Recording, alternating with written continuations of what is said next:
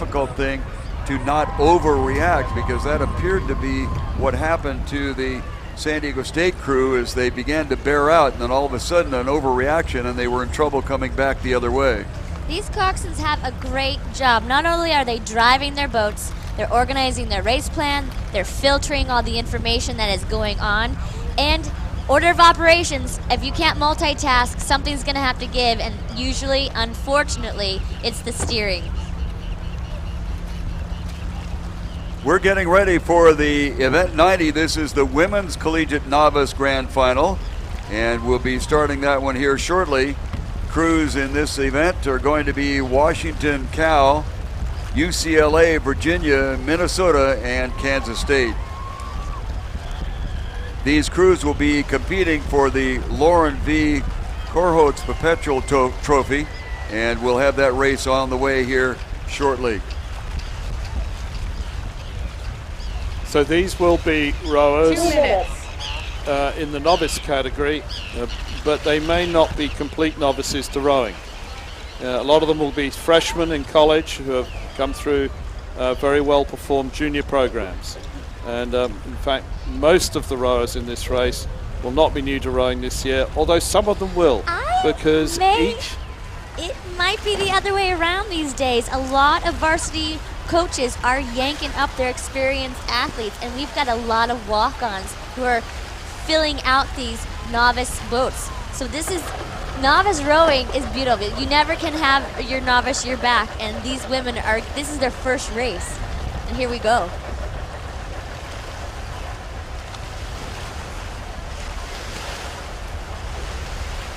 Event 90, Women's Collegiate Novice 8 Grand Final. Lane 1, University of Washington. Lane 2, California. Lane 3, UCLA. Lane 4, University of Virginia. Lane 5, University of Minnesota. Lane 6, Kansas State University. University of Washington. University of California. UCLA. University of Virginia. University of Minnesota. Kansas State University. Attention. Go. That's the start. Event number 90, Women's Collegiate Novice 8 Grand Final. The wind continues to increase, and these coxswains really have to be on their toes not to allow that push of the wind blowing their bow from port to starboard.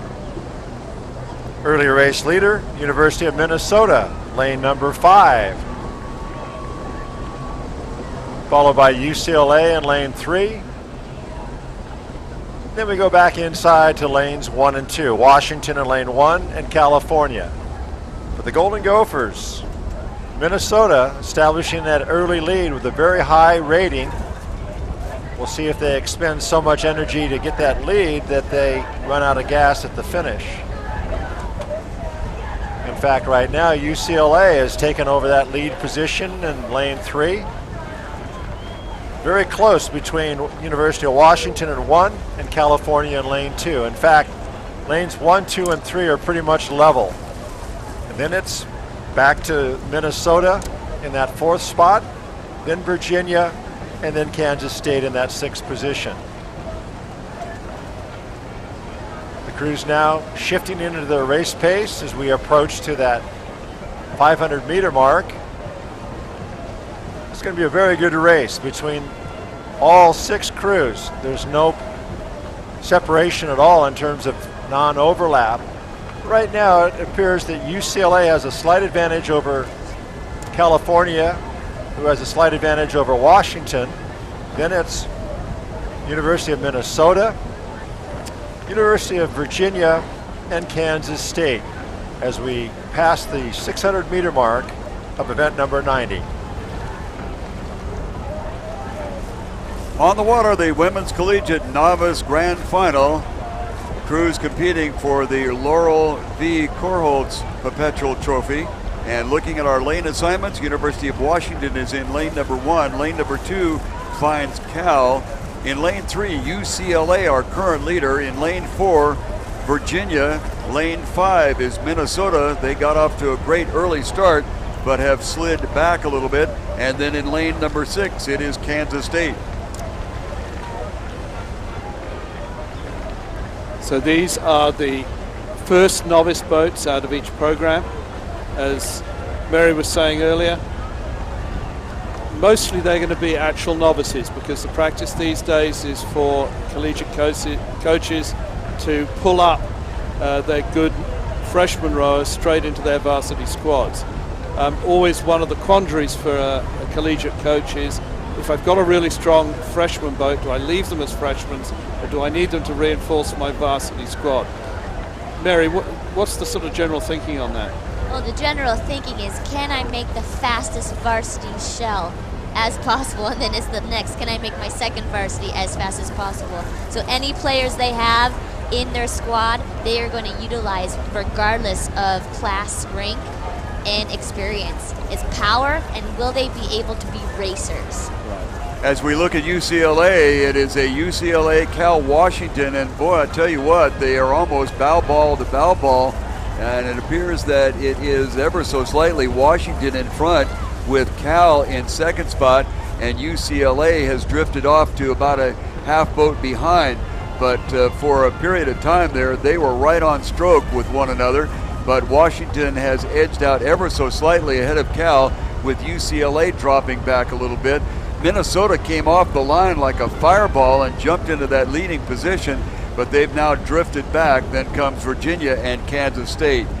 Yes, Minnesota always, for the last few years, have always brought their novice squad to this regatta, but not their varsity. So the novices are very used to coming here to San Diego, and the whole squad usually comes here in January for a camp.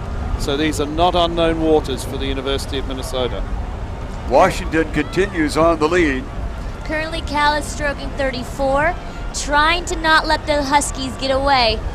These women are representing their universities, maybe for the first time in a 6-boat across race, and they do not want to let their teammates, their upperclassmen, down. Washington continues on the lead. They're on the shoreline, but Cal is staying right with them. Then we have just a little bit of an opening back to UCLA, and then on out farther would be Minnesota on the far outside, Kansas State moving up a little bit, and Virginia on the trail. Approaching 500 meters, Washington, Cal. Open water back to UCLA. Virginia has gotten back up into the hunt, as has Kansas State, as Minnesota has fallen back slightly. Yes, it looks like Cal are still pressing the University of Washington. University of Washington is still looking very lively in lane 1. We've got a fight between these two women's crews. Both of them are about 34. They're both having a good cadence, but now it's going to see who can stay organized, who can fight the fatigue, crank it up at the last 250. This will be see who can keep organized and who can listen to each other. 250 meters to go. It is Washington battling to try to stay ahead of California. The two of those crews are beginning to move out away from UCLA. Virginia on their outboard side. Minnesota is trying to come back and overtake Kansas State. On the lead, it is Washington and California. Washington near side, California far side. Bow marker to bow marker as they come down the line.